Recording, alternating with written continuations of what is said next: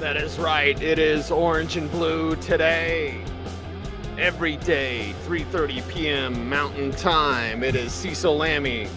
It is Andrew Mason, and we are here for you to talk about this Broncos team and to maintain a positive air, Mace, because I'm sick of the negative talk. Not because there's not things to point out that are negative, but just because I don't think it does anything good in the end to sit here and we've had a week to complain about this team. They played a week ago. It was an abomination a week ago. I talked to Brock Hewart a couple hours ago, filling in on Stokely and Zach, and he was like, that's the worst game I've ever seen Russell Wilson play.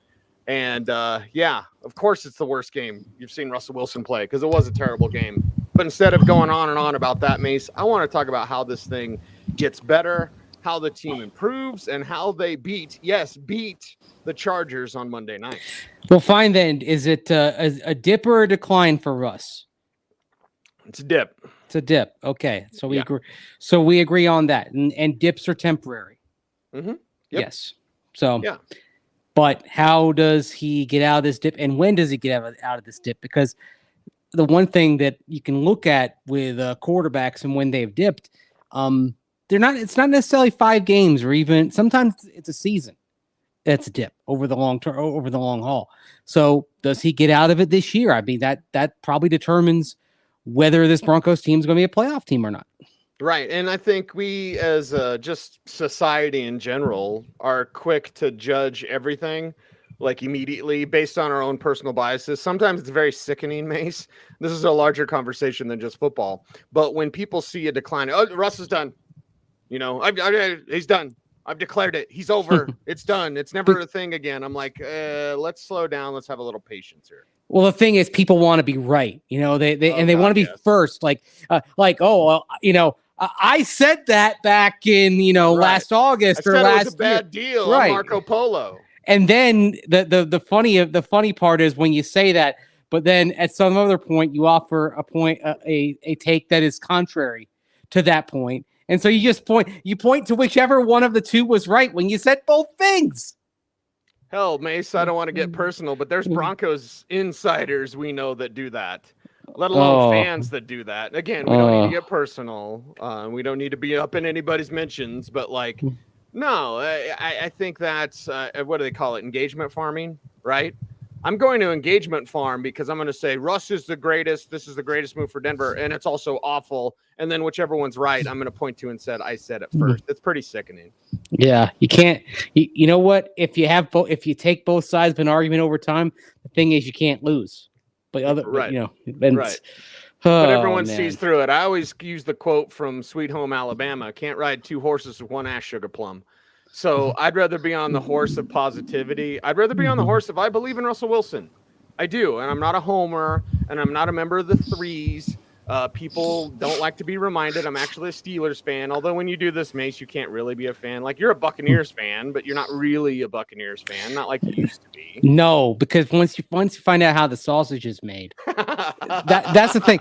I can still be like, yeah, it's true though. Like, I can be a fan of other sports that I haven't covered as frequently as football. But football, once you've seen everything that goes into it, it does kind of whip the fan out of you. Even though I root for the Bucs, honestly, because I know a lot of Bucs friends. I have a lot of family. I have a lot of Bucs fan friends and family as well. And so I want that. That's kind of my main thing in rooting for them. And also it connects me to back when I was a fan. Right. Right. And, but it's kind of gone now as far as like getting emotionally involved when it comes to a football team. It's gone. Right. But that being said, it doesn't mean that I'm not optimistic about where Russell Wilson can go. I think if you have to choose a side, I think you choose to say, all right, he's got 10 years of mostly excellent body of work that he's going to figure this out at some point, even if it's maybe a little bit more painful in getting there. And the Walton Penner Group has already put their chips down on Russell Wilson. They already know that this is the player, this is the asset that we're going to invest in, and they invested heavily in Russell Wilson. So it will work with Russell Wilson because they paid too much for it to not work out with Russell Wilson. And this is press conference day. A couple of things. One, The shorter the question, the better the answer. And stop interrupting him when he's making an answer, because D-Mac asked a very sweet, short question about tough times. You got this great emotional answer from Russ. You can really see how this is troubling to him. And it's this great answer. And then on to the next question. And then we have reporters, and God bless him. And I'll call him out when I'm out there. I'll call him out in person. I filled in on Stokely and Zach today, Mace, or else I would have been there with you. But like, don't make the question this big diatribe about how smart you are about football. Get to the flipping question, because the shorter the question, the better the answer. And I thought Russ, not only on the DMAC question, Mace, but I thought Russ gave us a few different really good answers today. Yeah, and admittedly, I haven't had a chance to go back and listen to Russ just yet, because I was inside talking to Damari Mathis and Calvin Anderson and Michael Ojemudia, among others. So if you can kind of share what he said a little bit, because I'm still kind of diving into what he said. Since that was tough times. Yeah. He talked about the loss of his father and about how much football means to him, but about how ignoring the noise, I think, is one of the biggest takeaways that I took from this, because we often want Russell Wilson to be a real person and not just the brand, not just the threes and let's ride and all that. We want him to be real, authentic, genuine. And I thought you saw that. He got emotional. There were times when I thought he was choked up and maybe even on the verge of tears. And even DMAC agreed with that when he was speaking about his father, which obviously you lose a parent, as I have. It's something that brings the emotions out of you. So I thought we saw a real Russell Wilson. We saw a Russell Wilson that is embattled. But we saw Russell Wilson that is also not letting one, he doesn't listen to the naysayers, but two, he's not letting that impact his preparation, and hopefully his play improves because of it. Well, hopefully it does. I mean, and I like that. That's the focus that he had, that kind of cutting out the noise, and that's a good thing. And look, emotional when he's talking about his father, completely understandable. And he's actually talked a lot about how that kind of profoundly affected his life and what he has done in the past 13. I think it's 13 years since his father died, or 14 years, something like that. I believe it was in the late 2000s sometime. So hey, I mean, he's touched on that before. It doesn't surprise me. He kind of let the guard down a little bit. Now, honestly, I'd like to see him let that guard down a little bit more on other things as well. Yeah, and honestly, Mace, for me personally, it becomes being relatable to his teammates. Like, let your guard down with them. You don't necessarily need to with us. And if you already have, you always have this wall up when you're in front of the media. I get it, man. Like, you're a brand, you're a quarterback, you're a persona, you're a public figure, and you're going to be on when the cameras are on. Okay, I understand that. That's just kind of the business. It's part of the game. But when you get behind that locker room, and I've heard stories, Orlando told a story today, that he's talked to some players that Russell like sit down at the lunch. It's like, it really is tall grade school. Life is just tall grade school, because Russ will sit down with his lunch tray at the table with different guys, right? Peyton Manning did that, where he would rotate through on a lunch tray, and then he'd all chuck it up and shucks and all that with Peyton Manning. So Russ will sit down, and this is a story from Orlando.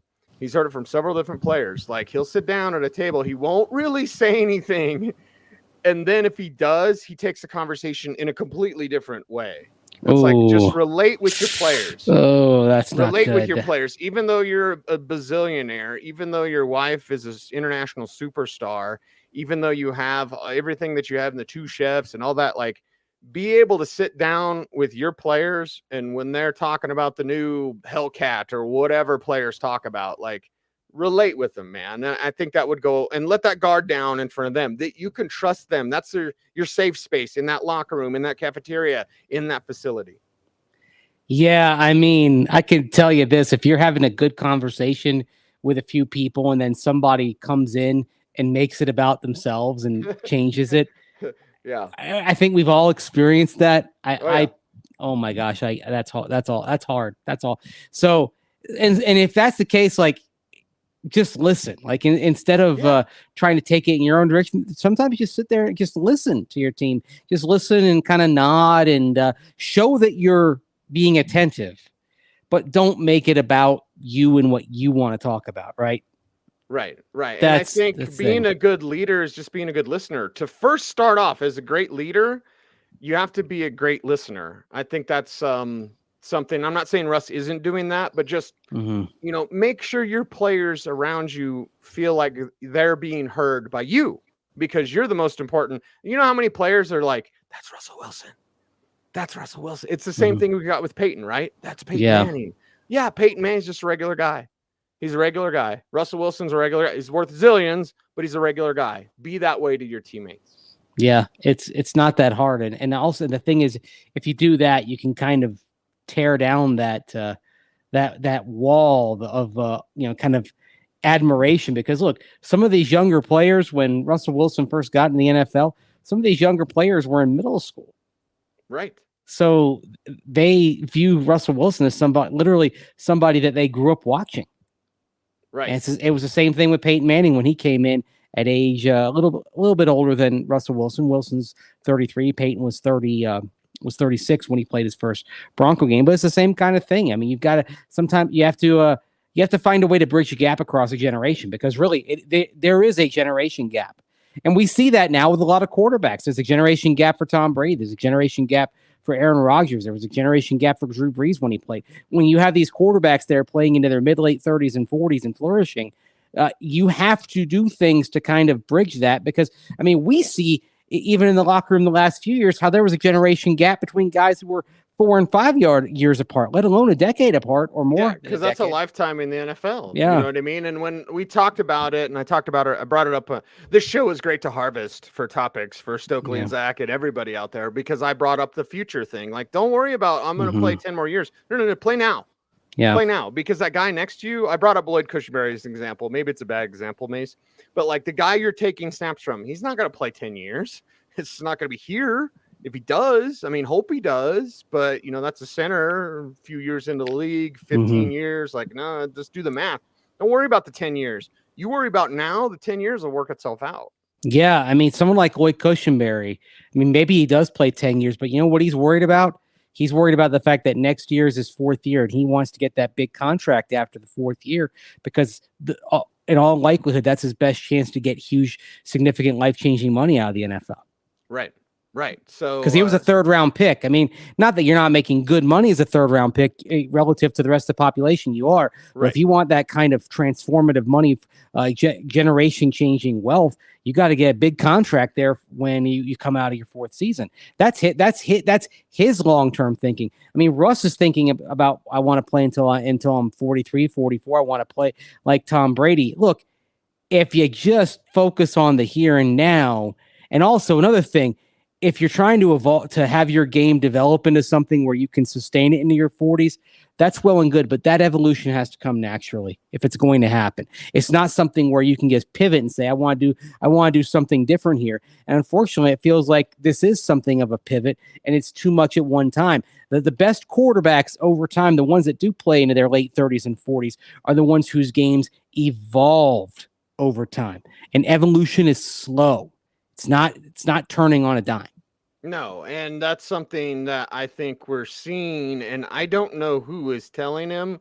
I brought this up to Derek Wolf today. I was like, I don't know who's telling him this, and Wolf's like, I do. It's his personal quarterback coach. Wolfie's not on the Christmas card list for Jake Heaps. For Jake Heaps, yeah, and Jake's a nice guy. We all know Jake, and he's like a super nice guy. Yeah, and I'm not going to blame him the way that Wolfie did, and I'm not calling out Wolfie. I'm just telling you what he said. But I'm like, whoever that is that's telling Russ that, like, you can be, even if it's Russ himself, quiet that part. Be who you are, and naturally you will evolve into more of a pocket passer. Look at what John Elway did. We're old enough, Mace, to remember, and I was going to bring up the Doug Williams days with the Creamsicle Buccaneers. I wrote a report in 6th grade about Doug Williams because I loved him. And I drew a picture of him in the Buccaneers uniform, and I had I had him at the Bucs Stadium, and there was they were playing against the Bears in my picture. So we're old enough to remember that. We're old enough to remember when John Elway, when he had to run, he would. But earlier on in his younger days, that's what he was. Steve Young, John Elway, everything that Pat Mahomes does and Chiefs fan are like, this has never been seen before. Yeah, it was. You saw it in your own division. His name was John Elway, 1986. Turn on the tape. And then that's why Super Bowl 32 was so significant, because when he does that helicopter play, and you've talked to Shannon, I've talked to Shannon, we know all those guys, Stink, everybody. when Elway, old ass Elway, 37 years old, does that helicopter plane, he's running again. Everyone's like, we're winning it, because the old man pulled it out of the bag of tricks again, because he could still do it once in a while. Russ isn't even at that part of his career, like he can still run, but evolve. Let it come to you organically. Yeah, let it happen gradually, and if you focus on the present, the future, whatever it's meant to be, will take care of itself. That's the thing. I mean, do you want to plan? You want to plan for the future, yes, but you also have to just let it come. You cannot focus on the future at the expense of the present. There you go, Tony Robbins. Does he say that? Does he say that? I don't know. Think so, but I love that. I love that. You can't focus on the future and risk the value of the present, because all you tomorrow never comes, right? It's always today. It's always today. So I mean, it's how do you make the most of that one day? I mean, who knows what everything looks like 10 years from now? There might be 40 teams in the NFL 10 years from now. Who knows? Right. Look, I mean, offensive football looks completely different than it did 10 years ago, right? Who knows what it's going to look like in another decade or so? Might look like flag football. Would it surprise me if it got further in that direction? No, it wouldn't. No, that's kind of the way they're going. It is orange and blue today. Sage like wisdom from Andrew Mason. Sigmund and I were talking about you. Oh, really? How is Sigmund? Yeah, Sigmund's doing great, but he's like, Mason's daughter has to be like 10 years old now, because I think he hasn't seen you since Charlotte was a little kid. Yeah. Like maybe even a newborn. She's 10. You're right. Yeah. She's 10. I mean, you snap your fingers and it's gone. Like it's. And then you look up and you look at your own age and you realize that there are probably more days behind you than there are ahead of you, right? Oh, I mean, yeah. You start having that existential kind of thought. Yeah, you get that feeling for sure. As someone who's got one graduated college, one second year in college, and one a junior in high school, just cherish every moment. It goes by quick. And Lawrence is saying, go Avs. Like, yeah, exactly. The Avs winning last night and raising that banner. It was a special moment, and it just emphasizes to you, not that Denver sports fans are bandwagon jumpers. I don't think that at all. I just think Denver sports fans, like, they have this high expectation. And you have the Nuggets starting next week. They're championship contenders. I don't think they ever win a championship. That's just me. But they are contenders. The Avs could probably repeat. That's probably good money on them repeating. And then you have the Broncos not hitting expectations. And this is the problem. Like, you've got, if you're a Denver fan anyway, if you live in Colorado, go up to the mountains. I don't need to watch football on Sunday. Like, you have so many other options. And the Broncos, everyone loves the Broncos. Just win.